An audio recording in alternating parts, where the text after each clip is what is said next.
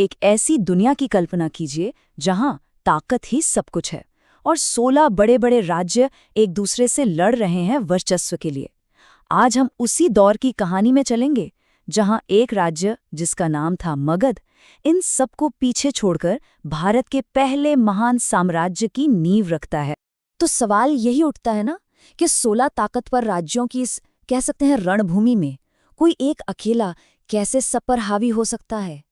ये एक ऐसा खेल था जिसमें जीतने वाले को सब कुछ मिलता था और हारने वाले का तो नामो निशान तक मिट जाता था। तो चलिए कहानी की शुरुआत में चलते हैं।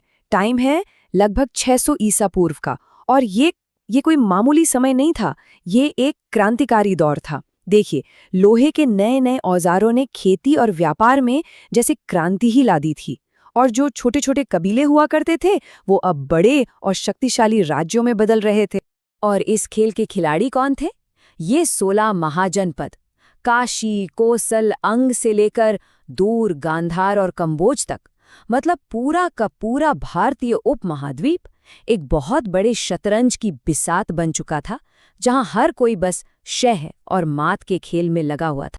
लेकिन इन सब में से एक राज्य ऐसा था जो इतिहास बदलने वाला था, और वो था मगध।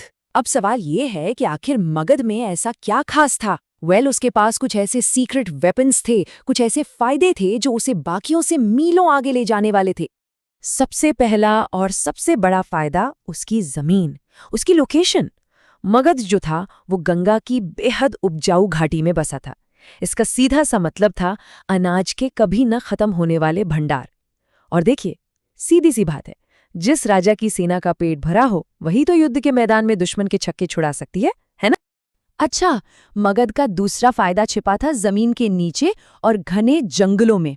आसपास की खदानों से उन्हें मिला लोहा, जिससे बने जबरदस्त धारदार हथियार, और घने जंगलों से मिली लकड़ी, और साथ ही मिला उस युग का सबसे कह सकते हैं विनाशकारी हथियार, युद्ध हाथी। ये वो टैंक थे जो किसी भी सेना को रौंद कर रख सकते थे। लेकिन सुनिए, मगध का असली ब्रह्मास्त्र न तो लोहा था और न ही हाथी, वो थे उसके शासक, हद से ज्यादा महत्वाकांक्षी, बहुत ही चतुर और जरूरत पड़ने पर बेरहम भी। तो जब ये तीनों चीजें मिली, अच्छी जमीन, संसाधन और जबरदस्त लीडरशिप, तो एक ऐसा तूफान खड़ा हुआ जिसका सामना कोई दूसरा महाजनपद कर ही नहीं सका। और इन्हीं शासकों ने 3 बड़े राजवंशों के अंडर मगध साम्राज्य को खड़ा किया। तो चलिए एक एक करके इन राजवंशों की कहानी देखते हैं और समझते हैं कि आखिर कैसे उन्होंने इस विशाल साम्राज्य की इमारत खड़ी की। तो सबसे पहले आते हैं हर्यक वंश। ये थे फाउंडर्स, इन्होंने साम्राज्य की नींव रखी। बिंबिसार जैसे शासकों ने बड़ा ही स्मार्ट गेम खेला। एक तरफ तो उन्होंने कोसल और लिच्छवी जैसे ताकतवर राज्यों में शादियां करके रिश्ते बना लिए, और दूसरी तरफ अंग जैसे थोड़े कमजोर राज्यों को सीधे जीत लिया। नतीजा, मगध की ताकत कई गुना बढ़ गई। फिर आया बिंबिसार का बेटा अजात शत्रु, और इसने तो युद्ध का तरीका ही बदल डाला। सोचिए, उसने रथ मूसल जैसे रथ बनाए। ये ऐसे रथ थे जिनके आगे धारदार ब्लेड लगे होते थे, और ये दुश्मन की सेना को चीरते हुए निकल जाते थे। और फिर थी महाशिला कंटक, एक तरह की विशाल गुलेल जो बड़े बड़े पत्थर फेंककर किलों की दीवारें तोड़ देती थी। इन खतरनाक हथियारों के दम पर उसने वज्जी जैसे ताकतवर संघ को भी घुटने टेकने पर मजबूर कर दिया। हर्यक वंश के बाद आए शिशुनाग वंश, और इनका एक ही मकसद था, एक ही टारगेट, अवंती, जो मगध का सबसे बड़ा और आखिरी राइवल था। और उन्होंने ये कर दिखाया।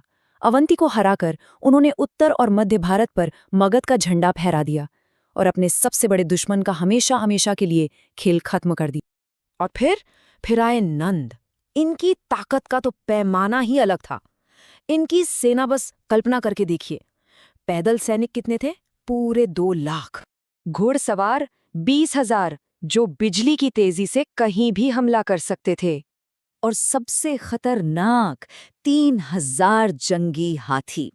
ये इतनी विशाल सेना थी कि कहा जाता है कि दुनिया जीतने निकली सिकंदर की सेना ने भी इसका नाम सुनकर डर के मारे आगे बढ़ने से ही इनकार कर दिया था। तो संक्षेप में कहानी कुछ ऐसी है।